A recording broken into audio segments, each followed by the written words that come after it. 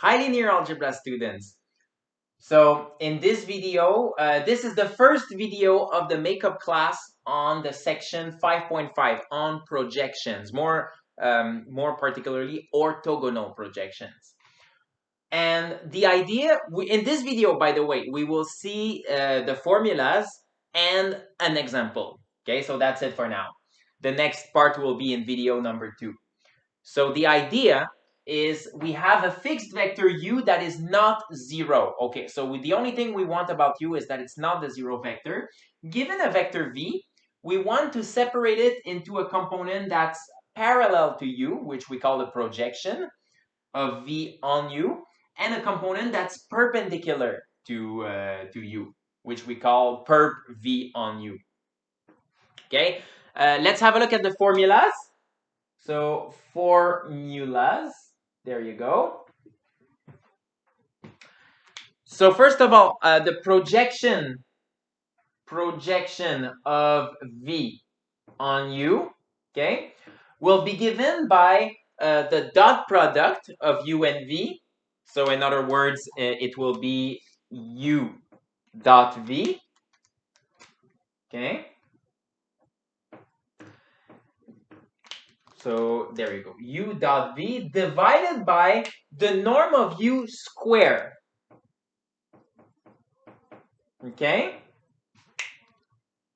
And then you want to multiply by the vector u itself. So this is the formula for the projection. The formula for the perp is actually super simple. You just subtract the projection from the vector v itself. So perp u v is equal to, well, simply the vector v minus the projection. Okay, projection of u on v. So this formula is easy to understand. This formula is a little bit more tricky. So what I'm going to do is I'm just going to tell you where this projection formula comes from. So the projection is engineered from two things actually.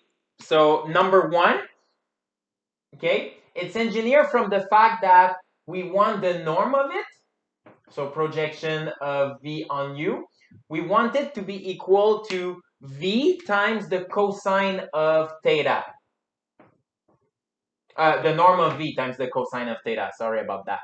So there you go. Norm of v multiplied by the cosine of theta. And it's engineered also from the another fact is from the fact that the direction, so its direction is the same as the one of the vector u.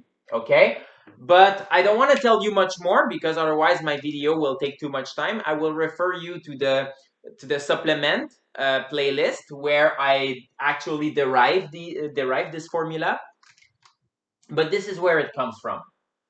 Okay, and now what we want to do is an example.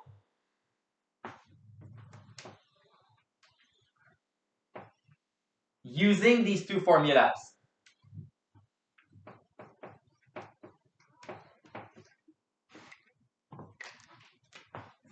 So example, let's have two vectors in R2. So u is equal to 1, 4, and v, which is equal to 3, 1. And what we want to do is we want to find the projection of u on v, actually. There you go. Of u on v. Okay, let me just see something actually. Oh, I see. Okay, so let's instead call this vector v and this vector u. Okay, just so that my notation is consistent between the formula and the example. So we want to find the projection of v on u and the perp of v on U. Okay, so that's what we want to find. So the idea is simply to apply both formulas. Let's color code a little bit. Okay, so this is the vector V. We will color code in green, and the vector U we will color code in red. So for the projection, really simple. Now don't forget, right? The vector that is projected and the vector onto which we project are actually important in the formula. Okay, so all right, this is gonna be, let's just repeat the formula. It's gonna be v dot u over v squared. So v dot u over v squared. Whoops, that's what I meant. You see, guys? So be careful because we're projecting on u. So this is the vector that goes at the bottom, okay? U squared like this, okay? And then we multiply by u. So that is the formula. Now, as you can see, we just need to calculate the ingredients. So in other words, we have like this line, and then with plus and plus. So, we have only two components, so that's actually easy. So we have the components of V, which are 1 and 4. The components of U, which are 3 and 1. Then the norm of U squared is going to be 3 squared plus 1 squared.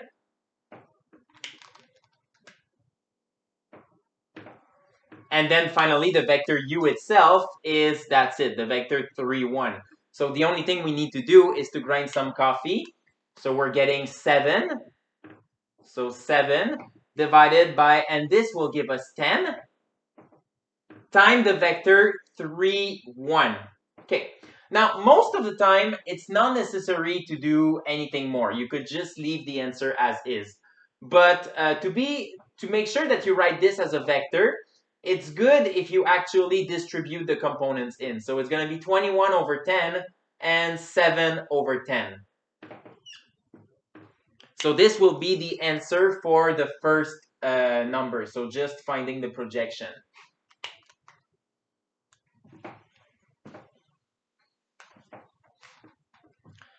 Now, obviously, the perp, right? So the perpendicular component of, and now I can draw pretty much the color code here because, again, the only thing we do is we subtract the vector v. So maybe I will keep the color code here. So v, okay, minus the projection that we got in the previous number. And the projection is really what's a little bit more, what's a little bit harder to remember. Now, the vector v is, like, we got it here, okay, 1, 4. And then minus the projection that we got here, 21 over 10, and then 7 over 10. So obviously, as you can see in this case, we need to put everything under common denominator. So we're going to have, and let's not go too fast here, 10 over 10 and 40 over 10 minus 21 over 10 and 7 over 10. So what does that give? We simply subtract the numerators. We're getting negative 11 over 10. And we're getting 33 over 10. So this vector is the perpendicular component.